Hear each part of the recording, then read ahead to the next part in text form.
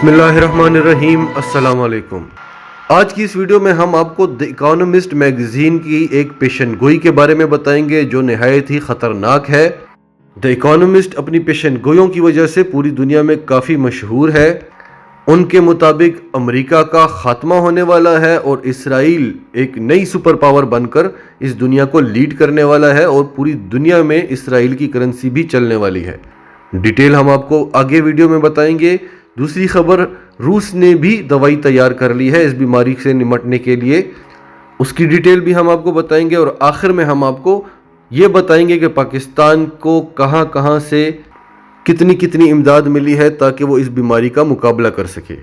Video کی تفصیل سے پہلے اگر ابھی تک آپ نے ہمارا چینل سچ ٹی وی اردو سبسکرائب نہیں کیا تو اسے ابھی سبسکرائب کریں اور بیل آئیکن پر کلک کریں تاکہ ہماری آنے والی تمام ویڈیوز آپ کو وقت پر ملتی رہیں۔ ایک دفعہ پھر دی اکانومسٹ کا ایک نیا شمارہ جاری ہونے جا رہا ہے اور اس دفعہ اس کا ٹائٹل بہت ہی خطرناک ہونے والا ہے۔ دی اکانومسٹ پوری دنیا میں اپنی پیشن گوئیوں کے حوالے سے جانا جاتا ہے، لیکن اصل میں وہ پیشن گوئیاں نہیں ہوتی، وہ ان بڑی طاقتوں کے پلانز ہوتے ہیں جو وہ خفیہ طور پر تیار کرتے ہیں۔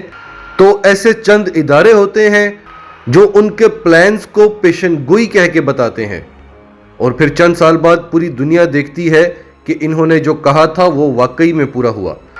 ان کا جو اس بار کا شمارہ جاری ہونے جا رہا ہے وہ ہے ارتھ ہے، گلوب ہے، اور اس پہ کلوزڈ کی شیلڈ لگی ہوئی ہے۔ اس کا مطلب کیا ہے؟ اصل میں ایک نیا کنگ آنے والا ہے۔ اس کا مطلب یہ ہرگز نہیں ہے کہ فوراً ہی پوری دنیا ہلاک ہونے والی ہے، لیکن یہ ایک ایسی پلاننگ ہے کہ دنیا کو ایک نئے فیز میں ڈالا جا رہا ہے جس فیز میں دنیا کا بادشاہ بدلے گا۔ اور یہ سب کیسے ہوگا؟ یہ ایک ریپلیسمنٹ ہوگی، امریکہ کی ریپلیسمنٹ ہوگی اسرائیل کے ساتھ۔ اس حوالے سے ہم آپ کو وقتاً فوقتاً ویڈیوز میں بتاتے رہتے ہیں کہ امریکہ کس طرح سے اسرائیل کو اوپر لانا چاہ رہا ہے اور ان کے پلانز کیا ہیں، کس طرح سے یہ دنیا کا نقشہ چینج کرنا چاہتے ہیں۔ لیکن نارملی کنگ کیسے بدلا جاتا ہے؟ جب پچھلا کنگ پوری طرح سے تباہ ہو جائے، اس کی افواج، اس کے کام کرنے والے، تب ہی ایک نیا کنگ سامنے آتا ہے۔ اب یہ جو دی اکانومسٹ ہے، اس میں انہوں نے 2003 میں ایک شمارہ جاری کیا تھا جس کا ٹائٹل تھا the end of oil age. جب عراق میں، افغانستان میں جنگیں ہو رہی تھیں، آپ کو یاد ہوگا کہ تیل کی مارکیٹ کتنی بڑھ گئی تھی، $147 پر بیرل تک تیل کی قیمت چلی گئی تھی۔ لیکن ان کی پریڈکشن کے مطابق تیل کی قیمت انتہائی گرنے والی ہے، $5 پر بیرل تک بھی تیل کی قیمت جا سکتی ہے، اور یہ عنقریب ہونے والا ہے کچھ سالوں میں۔ یعنی کیسے وقت میں انہوں نے کس قسم کی پیشن گوئی کی اور آج ہم دیکھ رہے ہیں۔ آج پوری دنیا میں تیل $24 سے $25 پر بیرل پہ آ چکا ہے۔ کسی نے سوچا بھی تھا کہ ایسی کوئی صورتحال ہونے والی ہے؟ عرب ممالک کو تو اس چیز کا اندازہ بھی نہیں تھا کہ ہمارے ساتھ کیا ہونے والا ہے۔ اب یہ جو لاک ڈاؤن ہونے والا ہے، اس کو پاکستان سے ہی آپ شروع کر لیں کہ ریاست پاکستان نے جو رپورٹس بنائی ہیں اور جو رپورٹس ان کو مل رہی ہیں، اگر یہ عوام کو بتائیں تو عوام میں خوف پھیل جائے، لیکن ریاست پاکستان بڑی اچھی طرح سے اس کو مینیج کر رہی ہے۔ ایک غریب ملک، ایک غریب حکومت، اگر اس لحاظ سے آپ دیکھیں تو بہت تیزی سے کام ہو رہا ہے۔ اگلے چند دنوں میں بہت زیادہ کیسز آنے والے ہیں۔ دنیا کی صورتحال اس وقت آپ دیکھ لیں، اٹلی پورا لاک ڈاؤن ہے، امریکہ میں لوگ راشن کی جگہ اسلحہ خرید رہے ہیں کیونکہ وہاں بہت افراتفری مچنے والی ہے، بھوک نظر آ رہی ہے، لوٹ مار نظر آ رہی ہے۔ کرنسی ختم ہونے کا خدشہ ظاہر کیا جا رہا ہے کہ کرنسی یہ کاغذ ہے، اس سے یہ آپ لین دین کریں گے، اس سے بیماری پھیلے گی۔ ڈیجیٹل کرنسی متعارف کرائی جا سکتی ہے۔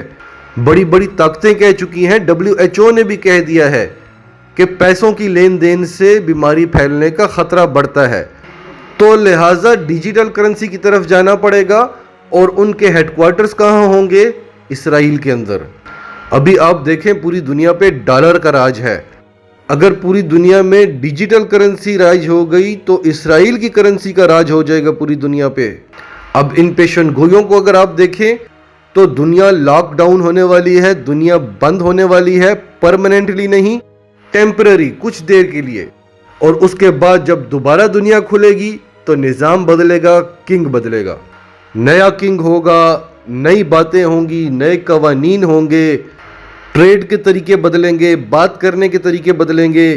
نارملی ایسی صورتحال میں کیا ہوتا ہے؟ بھوک آتی ہے، لوگ سڑکوں پر نکلتے ہیں، حکومت کے خلاف مظاہرے ہوتے ہیں، خانہ جنگیاں شروع ہو جاتی ہیں، لوگ پھر آزادی مانگتے ہیں، الگ سٹیٹس قائم ہوتے ہیں۔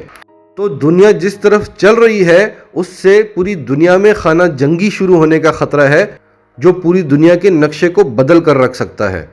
اگلی خبر ہم آپ کو بتانے جا رہے ہیں کہ فائنلی رشیا اور چائنا کی طرف سے اچھی خبریں آ رہی ہیں، اور ہماری دعا بھی ہے کہ یہ دو ممالک اس دوائی کو تیار کر لیں جس سے پوری دنیا کو فائدہ ہو۔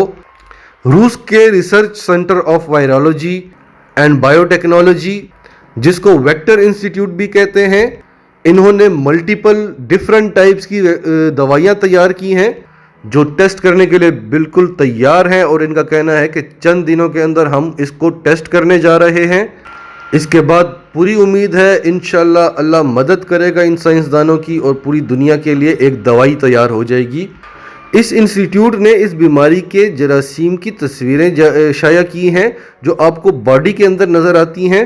یہ 100 سے 120 نینو میٹر کا جراثیم ہوتا ہے، اور اس کو الیکٹران مائکروسکوپ کے ذریعے کیپچر کر کے پوری دنیا کو دکھایا گیا ہے۔ اس سے پہلے روس کا جو ریسرچ انسٹیٹیوٹ آف انفلوئنزا ہے، ان کا کہنا تھا کہ اس دوائی کو ڈیولپ کرنے میں 4 سے 6 ماہ لگ سکتے ہیں، اور 3 سال کا ہمیں ٹائم چاہیے فائنل پروڈکٹ تیار کرنے کے لیے۔ لیکن اب ان کا کہنا ہے کہ ہم اس پر جلد سے جلد کام کریں گے، اور 12 سے 18 ماہ کے اندر اندر ہم فائنل پروڈکٹ کو مارکیٹ میں لے آئیں گے۔ اس وقت پوری دنیا میں ایک مقابلہ چل رہا ہے، جرمنی ان میں سب سے آگے رہا پہلے، پھر جاپان، امریکہ، برطانیہ بھی اب دعویٰ کر رہا ہے، چین نے بھی پوری تیاری شروع کی ہوئی ہے، ایون کہ پاکستان بھی کوشش کر رہا ہے۔ تو اب حال ہی میں روس کا بھی دعویٰ سامنے آیا ہے کہ انہوں نے بھی یہ دوائی تیار کر لی ہے جو ٹیسٹ کے لیے بالکل ریڈی ہے۔ چین کو بھی اپروول مل گئی ہے گورنمنٹ کی طرف سے کہ وہ ٹیسٹ کریں، اور یہ کام ان کی فوج کے ماتحت ہوگا۔ اب جو صورتحال ہے اس پہ سارے سائنسدانوں کا دعویٰ کرنا، کوئی کہتا ہے ہمیں 1.5 سال لگے گا، کوئی کہتا ہے ہم 12 ماہ میں کر لیں گے۔ تو اس میں آپ یہ سوچیں کہ 12 ماہ میں بھی اگر یہ تیار ہو گیا تو دنیا 12 ماہ میں کہاں سے کہاں پہنچ جائے گی۔ سکولز بند ہیں، دفتر بھی آدھے سے زیادہ بند ہیں، دنیا کا پہیہ جام ہوا ہے۔ اگر 12 ماہ ایسے رہے گا تو کیسے چلے گا؟ لیکن چونکہ ہم مسلمان ہیں، ہمیں پوری امید ہے، پورا بھروسہ ہے، پورا یقین ہے کہ اللہ تعالیٰ کوئی نہ کوئی راستہ ضرور نکالیں گے، اور جلد از جلد اس عذاب کو ختم کر کے پوری دنیا پر رحم فرمائیں گے۔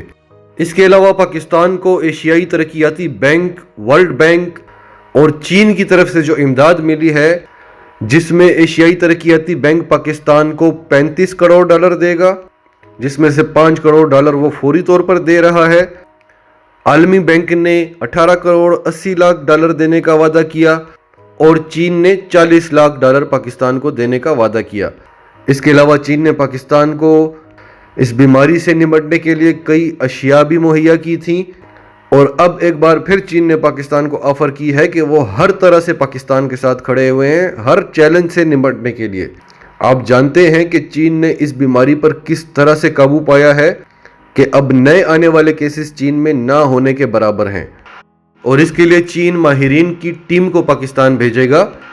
تو اس ساری صورتحال کے بعد امریکہ نے بھی پاکستان کو $1 ملین دینے کا اعلان کر دیا ہے۔ امریکی نائب وزیر خارجہ ایلس ویلس کا کہنا تھا کہ وہ پاکستان کو US ایڈ کے ذریعے $1 ملین فراہم کریں گے، جو کہ کوئی اتنی بڑی رقم نہیں ہے، تقریباً 15 کروڑ روپے بنتے ہیں۔ اور اس کے علاوہ جنوبی کوریا نے بھی اعلان کیا ہے کہ وہ بھی پاکستان کو $2 لاکھ دے گا، جو 3 کروڑ روپے بنتے ہیں، اور پاکستانی حکومت بھی اس پر تیزی سے کام کرتے ہوئے نظر آ رہی ہے۔ اور بلاول بھٹو نے بھی ایک فیصلہ کر لیا ہے کہ وہ اس موقع سے سیاسی مفادات نہیں اٹھائیں گے، وہ حکومت کے ساتھ کھڑے ہیں، اور عمران خان کو بولا ہے کہ آپ ہمارے وزیر اعظم ہیں، آپ لیڈ کریں۔ لیکن نون لیگ اب بھی اس موقع کا بھی فائدہ اٹھانے میں نظر آ رہی ہے، انتہائی نیگیٹو رول ان کا نظر آ رہا ہے، بلکہ ایسا لگ رہا ہے ان کی باتوں سے کہ عمران خان پاکستان میں یہ وائرس لے کے آیا، بلکہ پوری دنیا میں یہ وائرس لانے والا عمران خان ہی ہے۔ ناظرین، آپ کا اس سب کے بارے میں کیا کہنا ہے؟ کمنٹس میں اپنی رائے کا اظہار ضرور کریں، اور اگر آپ ہمارے چینل پر نئے ہیں تو ابھی سچ ٹی وی اردو کو سبسکرائب کریں، سچ ٹی وی اردو فیملی کا حصہ بنیں، اور ہماری ویڈیوز پسند آئیں تو انہیں لائک کریں، شیئر کریں، تاکہ زیادہ سے زیادہ لوگوں تک یہ میسیجز پہنچتے رہیں۔